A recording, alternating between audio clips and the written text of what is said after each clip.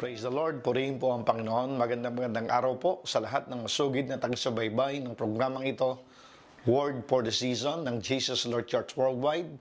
At ngayon pong araw na ito, nais ko pong magbigay ng maiksing mensahe. At ito po ay ating matatagpuan dito po sa Book of Numbers, chapter 14, verse 8. Ang sabi po ng banal na kasulatan, if the Lord is pleased with us, He will bring us into this land and give it to us, a land with flows with milk and honey. Ngayon pong araw na ito, nais ko pong magbigay ng isang mensahe at ito po'y pinamagandang kong good news. Alam po natin sa kasaysayan, sa buhay ng mga Israelitas, sa Book of Numbers chapter 13, ang Diyos ay nagbigay ng tagubilin sa kanyang lingkod na si Moses na magsugo ng 12 espiya sa land of Canaan na nais niyang ipagkaloob sa kanya. At pagkalipas po ng 40 araw, ang 12 spies ay nagsibalikan at sila ay nagbigay ng kanilang pag-ulat kay Moses, kay Aaron, and to the children of Israel. At sinabi nila, ang lupang aming pinuntahan ay sobrang napakaganda para sa atin.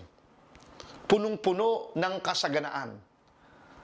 Napakasagana. Sariwa ang mga bukirin. At ito ay akmang-akma para sa atin. Subalit, ang mga tao roon ay malalakas kaysa sa atin. Nakita namin doon ang mga tao malahigante. At ang tingin namin sa aming mga sarili, kami ay mga tipaklong lamang. Kayang-kaya nila kaming tirisin. Kung kaya't dahil sa ganitong pag-uulat, nagkaroon ng pag-iyak ang mga tao. Buong magdamag silang umiiyak at nagrereklamo kay Moses. At sinabi nila, Moses, mabuti pang hindi mo na kami inalis sa Ehipto. Mabuti pang hindi mo na kami inalis sa lugar na yon. Kaysa dinala kami ng Diyos sa lugar na ito, na kaming lahat ay mamamatay. At ang aming mga asawa at anak ay magiging bihag. Pumili tayo ng tao upang pangunahan tayo, upang tayo ay muling makabalik sa Egypt. Ito po ang naganap na pangyayari. 12 espiya, 2 lang po ang nakapasok sa Promised Land, si Joshua at si Caleb, at ang 10 ay hindi na nakapasok dahil sa kanilang pagbibigay ng maling pag-uulat. Ano pong leksyon ang ating matututunan sa pangyayaring ito? Lalo na po ngayon sa ating panahon na tayo po ay dumadanas din ng malahiganting problema. Hindi lang sa Pilipinas, kundi sa iba't ibang bahagi ng mundo. Ano po kaya ang ating mabuting gawin sa ganitong mga panahon? Magbibigay po ako ng 3 bagay kung ano po ang dapat nating gawin sa pagharap sa ganitong mga sitwasyon. What must we do in such a time as this? Ang una po ay matatagpuan sa Book of Numbers chapter 13 verse 32. Ang sabi po ng banal na kasulatan sa Book of Numbers chapter 13 verse 32, and they gave the children of Israel a bad report of the land which they spied out. At sila po ay nagbigay ng maling pag-uulat sa bayan ng Israel na kanilang tiniktikan. Ang una pong gusto kong puntuhin, ano ang dapat nating gawin sa ganitong panahon? Do not be moved by negative news. Yung pong pinuntahan ng 12 spies ay isang napakagandang lupain. Masagana. Tamang-tama para sa kanila. But they were terrified when they saw the giant in the land. Sila po'y nangatakot. Nung makita nila ang mga higante, nakita nila ang mga tao roon, mas malalakas kaysa sa kanila. At ang sino mang magtangkang pumunta roon para ito'y sakupin, alam nilang tiyak na kamatayan ang kaparusahan. At kung titingnan nila ang kanilang sarili, wala silang kapanapanalo. Kung kaya't pagbalik nila kila Moses, they gave a bad report to the children of Israel. Nakalimutan nila ang Diyos na nag-alis sa kanila sa Ehipto, gumawa ng kamanghamanghang himala. Nakalimutan nilang lahat. Nung makita nila na wala silang kapag-apag-asang manalo at magtagumpay.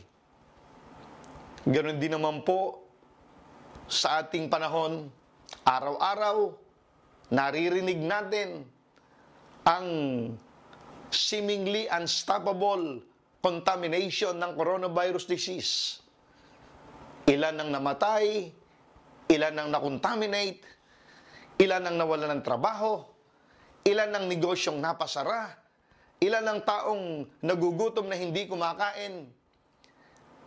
Araw-araw, laman po ng pahayagan, in media, in print, ang paglaganap ng coronavirus disease. And because of this, ang marami nawawalan ng pag-asa, ayaw na nilang mangarap, parang ayaw na nilang magpatuloy ang buhay, parang gusto na nilang mamatay.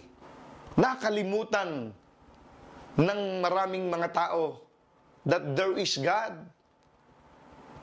Ang Diyos po nakasakasama natin sa matagal na panahon. Kailanman hindi tayo iniwan, hindi tayo pinabayaan. Kaya po sinabi ng Psalms 103, verse 1 to 3, Bless the Lord, all my soul, and forget not of His benefits, who forgive our iniquities, who heals our disease. Ang sabi ni David, purihin ka o Diyos o aking kaluluwa at huwag kalilimutan ang kanyang benepisyo. Huwag nating kalilimutan ang kanyang katapatan, ang kanyang mga pangako, ang kanyang pagsama sa atin. Huwag na huwag nating kalilimutan. Kaya huwag po tayong mamove ng mga negative news sa ating kapaligiran. At ang karamihan, fake news na nagdudulot ng kawalan ng pag-asa sa buhay ng napakaraming mga tao. Tandaan po natin ang sinabi ng Hebrews chapter 12 verse 2, Let us always look unto Jesus, who is the author and finisher and perfecter of our faith. Ang pangalawa po na gusto kong puntuhin, what must we do in such a time as this? Believe the good news. Tayo po ay maniwala, sumampalataya sa mabuting balita. Ano po ang sabi ng Numbers chapter 14 verse 8? Ang sabi ni Joshua at ni Caleb, nung makita nila na nag-ulat ang 10 spies na kasama nila at diniscourage ang mga tao na wag na magpatuloy na sakupin ang land of Canaan. Nagrereklamo ang mga tao at gusto na nilang bumalik na lang sila sa Egypt. Humihingi sila kay Moses ng bagong tagapanguna na magbabalik sa kanila sa Ehipto. At sinabi nila kay Moses, mabuti pang hindi mo na kami inalis sa Egypt. Mabuti pang doon na kami namatay. Doon na kami nilibing sa ilang. Kaysa sa lugar na ito na pinagdalhan sa amin ng Diyos. Kaming lahat ay mamamatay. Ang aming mga asawa at anak ay magiging bihag. Kung kaya't nung ito'y marinig ni Joshua at ni Caleb, they tore their cloths and they talked to the people, to the children of Israel, at sinabi nila, kasama nila kami nung kami pumunta sa lugar na yon. Nakita namin ito ay napakaganda, napakasagana. Nakita rin namin ang mga higanting taong naroroon. Pero huwag dapat tayong matakot. Huwag tayong mangamba. Sapagkat alam natin, sasamahan tayo ng Diyos. Ang Diyos na kasama natin sa matagal na panahon, kailanman hindi tayo ipinahiya. Kung kaya't sinabi ni Joshua at ni Caleb sa Numbers chapter 14 verse 8, kung ang Diyos ay nalulugod sa atin, kung ang Diyos ay natutuwa sa atin, dadalhin niya tayo sa lupang ito at ito'y ibibigay niya sa atin, ang lupang punong-puno ng kasaganaan. At nakita po natin sa banal na kasulatan, si Joshua at si Caleb at ang kanilang pamilya at ang matatapat na mga anak ng Diyos, sila lang ang nakapasok sa lupang pangako. Tandaan po natin, the only source of good news, matatagpuan lang natin sa banal na aklat ng ating Panginoong Yesus, ang banal na kasulatan. Sabi nila, if the Lord is pleased with us, kung gusto nating malugod ang Diyos sa atin, gusto nating matuwa ang Diyos sa atin, sabi ng Hebrews 11:6, without faith, it is impossible to please God. And faith comes and hearing as well as reading by the Word of God. Romans chapter 10 verse 17. Ito lang ang tanging paraan para ang Diyos ay lubos na malugod sa atin. Magkaroon tayo ng buhay na pananampalataya sa pamamagitan ng kanyang banal na salita. Sinabi ng Psalms 119 verse 89, forever, O Lord, your word is settled forever in heaven. Ang iyong salita ay nakatala diyan sa kalangitan magpakailan-kailanman. Sinabi ni Joshua sa Joshua chapter 21 verse 45, walang isamang mabuting pangako ang Diyos sa atin na hindi nangyari. Lahat ng ito ay naganap. Sinabi ng Jeremiah chapter 1 verse 12, binabantayan ko ang aking salita para ito'y magkaroon ng kaganapan. Sinabi ng Numbers chapter 23 verse 19, ang ating Diyos ay hindi tao na nagsisinungaling, na nangako na hindi niya gagawin, nagsabi ng maganda na hindi niya tutuparin. Ang ating Panginoon ay hindi tao. Sabi ng Malakay chapter 3 verse 6, I am the Lord, I change not. Ako ang inyong Panginoon, hindi ako nagbabago. Sa gitna po ng ganitong sitwasyon, ito ang ating masasandigan. Ang good news, ang pinanggagalingan ay ang tanging salita ng Diyos. Sinabi ng Daniel chapter 11 verse 32, the people who know their God will be strong and will do great exploit. Ang mga taong kilala ang tunay na Diyos ay magiging matatag, malakas, gagawa ng mga kabayanihan. Sinabi ng 2 Chronicles chapter 16 verse 9, the eyes of the Lord run to and fro throughout the whole earth to show himself strong, whose heart is perfect or loyal toward him. Ang mata ng Diyos ay gumagala sa buong mundo upang ipakita ang kanyang sarili ay malakas sa mga taong ang puso ay matapat sa kanya.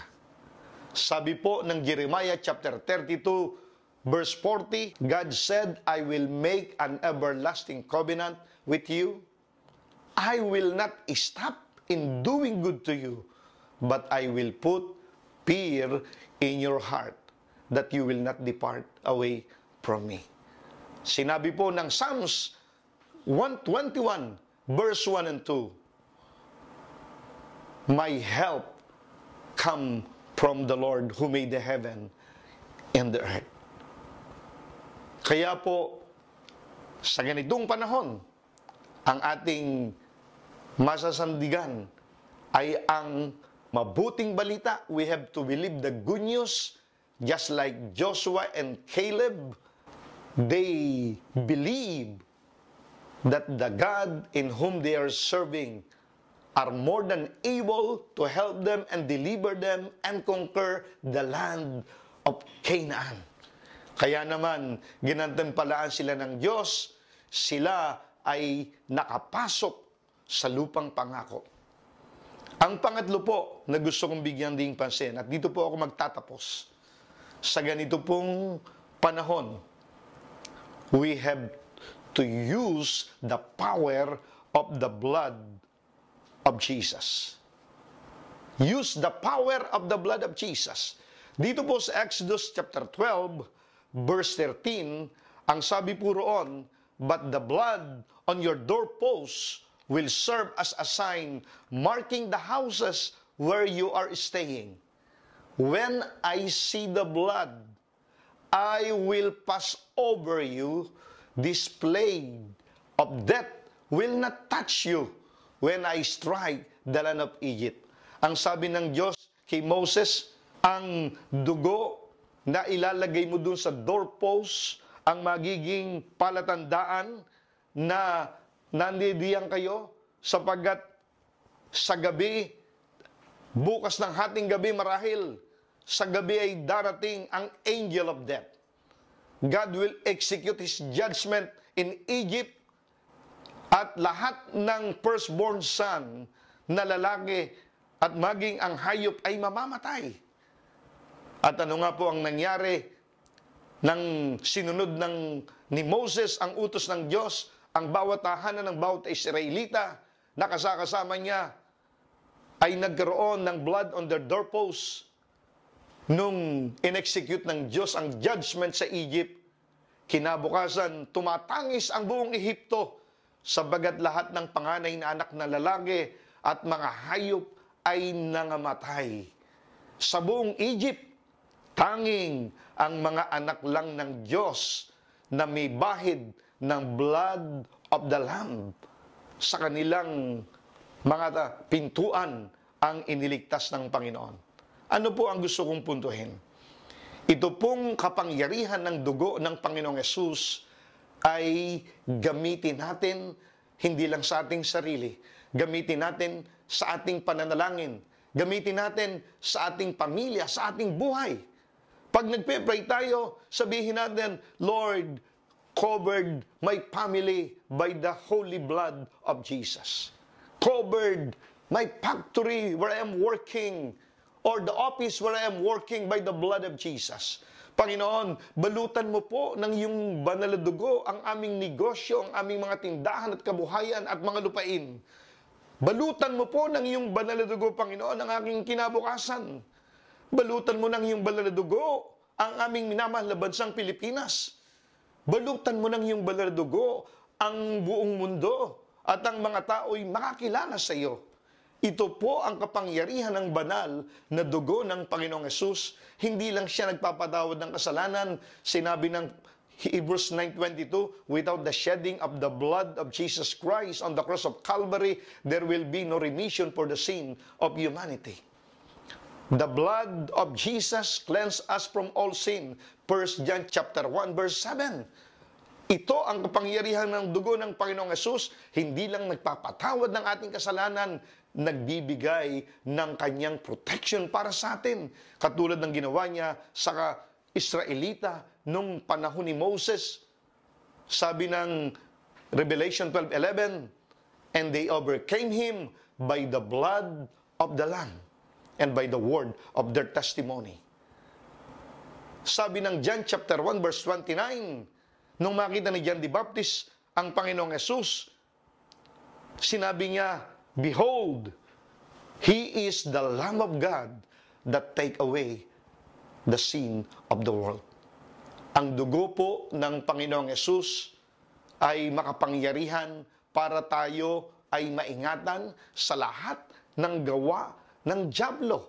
Napakaliwanag po ang talatang ito sa Exodus 12, 13, when I see the blood, the covering of the blood, symbolic of the blood of Jesus, these plagues of death will pass over you. Lalagpas ang sakuna, ang aksidente, ang disgrasya, ang kapahamakan, ang lahat ng gawa ng diablo, maging ang coronavirus disease ay lalagpas when we have the covering of the blood of Jesus. Ngayong araw na ito, nais mo bang maranasan ang pagpapala sa iyong buhay? Nais mong maranasan ang bukas na langit? Nais mong maranasan hindi lang ang pagpapatawad ng Diyos sa iyong mga kasalanan, maging ang divine protection ng Diyos ay maranasan mo kung nais mo. Tutulungan kitang manalangin sa pamamagitan ng pagtanggap kay Kristo Jesus bilang Diyos sa tagapagligtas. Sabagat sinabi ng John 1:12, but as many as receive Him, to them He gave the power to become children of God, even to those who believe in His name. Tayong lahat ay nilikha ng Diyos, nilalang ng Diyos, pero hindi tayo lahat anak ng Diyos. Magkakaroon lang tayo ng relasyon sa Diyos pag ang kanyang kaisa-isang bugtong na anak ay tinanggap natin sa ating puso bilang Diyos, Panginoon at tagapagligtas. Kaya sa oras na ito, kung hindi mo pa siya natatanggap at nais mo siyang maranasan, bibigyan kita ng pagkakataon na tanggapin ang Panginoong Hesus. Tumungo ka at pumikit at sumunod ka lang sa maikling panalangin na ito. Sabihin mo ang panalangin ito na sasabihin ng iyong bibig, Panginoong Hesus, lumalapit po ako sa iyo. Patawarin mo po ako sa lahat ng aking kasalanan. Hugasan mo po ako ng iyong banal na dugo. Pumasok ka sa aking puso. Tinatanggap kitang tunay bilang aking Panginoon at sariling tagapagligtas. Maraming salamat po sa pangalan ni Jesus. Ako na lang pong mananalangin, patuloy po tayong tumunga at pumikit. Saan man tayong naroroon, God is not limited by distance, space, or even time. Dakila naming Amang sumasalangit, narito po ang iyong mga anak sa iba-ibang lugar ng mundo. Panginoon, kilalang-kilala mo po sila, alam na alam mo ang kanilang mga pangangailangan, at sa oras na ito'y hinihiling ko po, O Diyos, ang iyong makapangyarihang kamay na dumaloy simula sa kanilang ulunan hanggang sa kanilang talampakan. Itinataas ko po, Panginoon, ang iyong mga anak na sa gitna ng pagkalat ng mga negative news and fake news. Lord, ilayo mo po sila sa anumang uri ng panlilinglang ng kaaway. Seal by the blood of Jesus their faith in you. At huwag mong hayaang sila'y makapasok sa kanilang puso ang spirit of hopelessness and negativity. Panginoon, strengthen them physically, mentally, emotionally, spiritually by the power of your Holy Spirit. At Panginoon, tulungan mo kaming maniwala, sumampalataya sa mabuting balita na galing sa iyong salita. Lord, uhawin mo kami ng iyong salita. Magpakahayag ka sa aming Panginoon. At higit sa lahat, kami pong lahat ay lukuban mo ng iyong banal na dugo. Ang aming mga pamilya, ang aming kabuhayan, ang aming negosyo, trabaho, balutan mo ng iyong banal na dugo, Panginoon. Lalong-lalo na po sa panahong ito ang pagkalat ng coronavirus disease. Lord, sino man sa amin ang may sakit, Lord, itinataas po namin ang iyong kapangyarihan. Kung kayo po ay may sakit, ipatong po nyo ang inyong kamay sa bahagi ng katawang may sakit at ako'y mananalangin ng may pananampalataya. And believe me, God is a healing God. God is a miracle-working God. Ama naming sumasalangit, idantay mo po ngayon sa iyong mga anak ang nangangailangan ng himala ng kagalingan. Lord, simula sa kanilang ulunan hanggang sa kanilang talampakan, padaluyin mo ang surging resurrection power of Jesus. Lord, kinakansila namin ang anumang sakit at karamdaman, maging ang coronavirus disease or every manner of sickness and disease over their body. We rebuke you, we command you to get out in the name of Jesus. And in the name of Jesus Christ of Nazareth, Lord, we are releasing the spirit of healing. We release the touch of God. In the name of Jesus, Lord, alisin mo po ang anumang uri ng masamang pakiramdam o sakit at karamdaman sa iyong mga latay. Idinideklara namin sila'y pinagaling mo na. 1 Peter chapter 2 verse 24. Lord, anumang problema ang kanilang kinakaharap, may problema sa pamilya, sa asawa, sa anak, sa kabuhayan, sa negosyo, may personal na problema, merong napakabigat na pasanin o bagyo ng buhay na pinagdadaanan, Panginoon, idantay mo po ang iyong makapangyarihang kamay. Lord, sagutin mo ang kanyang mga panalangin. Magpakita ka ng himala sa kanya, Panginoon, na ikaw ang Diyos na sumasagot at kumakatagpo ng aming mga pangangailangan. Ikaw ang nagsabi, ang sino mang lumalapit sa iyo ay hindi mo itataboy.